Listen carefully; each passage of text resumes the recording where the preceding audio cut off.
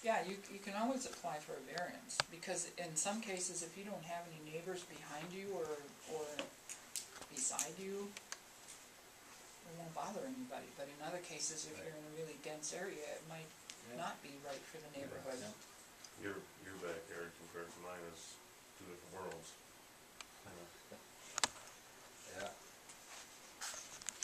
Except we just gotta worry about a setback from the toe of the dike, of the levee.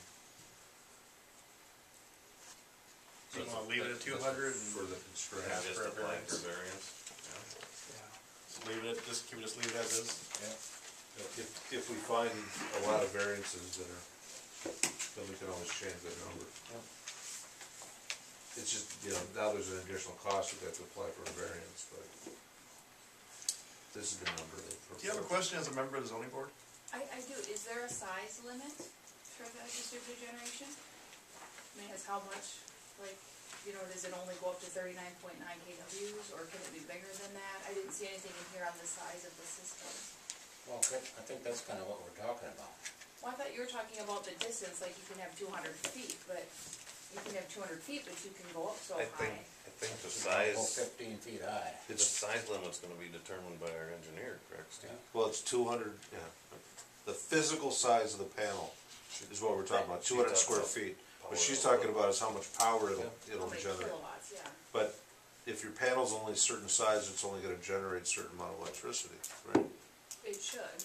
I mean, Tri-County has a limit on theirs, on how big a system they can have on theirs that'll fit their system. And we'll have this similar, because we use the same engineer. So Tom will come down and say, hey, your system is rated at whatever, we can accept all of that, or we're gonna have to throttle it back. We can't take it all on our system, because it'll. And I think we talked about that at the electric commission meeting. We didn't wanna put a size necessarily because different parts of our community can take different things. Right. Different loads. So Maybe if you something put, Talk to Ted Joseph. if you put, Well, Ted's gonna be managing our system. That's why I know. Yeah. That- So it'll really be up to Tri-County and Star Engineering To tell to us, set What those counts, limits then. We're not, I we're mean, you're not not, setting. it's like I couldn't come in and just put in 50 kWs of solar or whatever, because that would be above and beyond what we need to be but allowed. if we put 50 kW in our paperwork and somebody wants to put it in, and part of the system can only handle 25. Right, then you wouldn't wanna put it over your system, or you Right. wouldn't wanna put anything over Right. your So system at all. that's, I think why we elected to leave it out, if I'm not mistaken. But then when they get over a certain amount, then they gotta pay wheelage back. It depends on how your policy is written. If you go over a certain, in your agreement, if you go over a certain amount, then you're in violation of your agreement, technically. right, because you're putting If too it's much in your stress on the agreement. system. Right. Certain amount per year. Per unit. There are gonna be some months that'll produce more, but then you'll be turning the meter back. I guess that was my only question for the solar, was if there was a size limit. That'll be, like we said, that'll be determined by our engineers.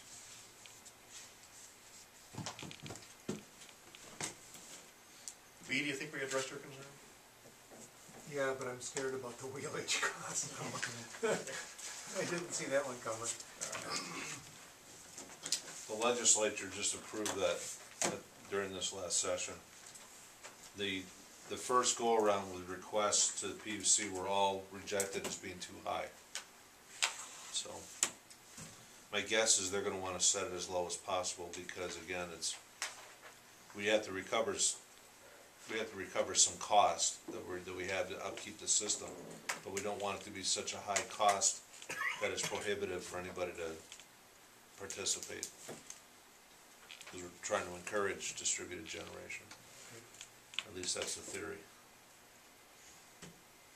It's just, Excel Energy, I'm sure, has an office building full of people to manage all of this, and we have 4 people. And other things to do. But we have the same requirements as they do. It was the council's pleasure. You wanna pass it as is, are we good to go? I'll make a a motion to pass it as is. Second. Motion by Mr. Colvinson, second by Mr. Hansi. Any questions or comments? All in favor of the motion, say aye. Aye. Opposed? Motion passes, thank you. Number 10, reports, updates, and miscellaneous. We're trying to schedule those water lines that have been freezing on Grove, the 3 of them. We're gonna schedule those to try to get repaired over, MEA week. We looked at 4 or 5 different options, and it seems like the only way that we can ensure it's gonna work is to dig them up and insulate them. So that's what we're gonna do. That will only go the one block from the 43 to the next Correct. street. Only those affected houses. Just 3 of them, I think. Yep. So, dig up the street with the backhoe and We'll saw cut it. We're gonna bring in Zenke or Generation X to do it. We want somebody else to do it. We'll be there to supervise it. And then we'll probably leave them open so we can drive on them, or put one lift of asphalt so we can drive on it over the winter. And then we'll put the final lift on next year. Yankee has done a good job in Peterson. Yes. Anything else? How, anywhere done some of the manhole covers? No, not yet. Okay. We're starting to threaten their bond. Okay. They should have been there 2 weeks ago. I know we have practice paving in the snow, but we prefer not use that skill. Make a motion, we adjourn. Second it. Motion by Mr. Colvinson, second by Mr. Hansi. Any thoughts on Canton? Obviously.